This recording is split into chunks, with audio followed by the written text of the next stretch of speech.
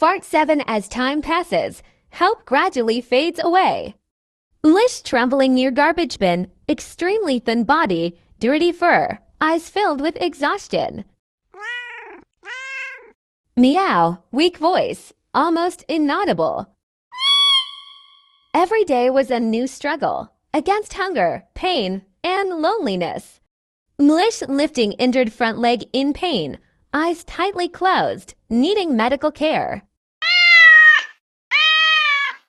Vattey sitting at home, eyes red and swollen, tears flowing, holding Mlish's photo. Mlish, are you still alive? Please don't leave me. Soft voice mixed with tears. Mlish running from fast approaching car, weak body stumbling. Meow, frightened voice mixed with pain. Mlish dreaming of Vattey, old home, and their happy times, tears flowing from its eyes in dreams. Mlish still remembered the warmth. Mlish lying in dark alley, eyes closed, thin body, seemingly losing hope.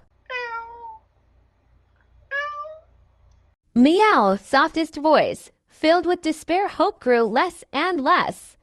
Could anyone help it? Mlish and Vattey episode 7, the fading hope the second week lost.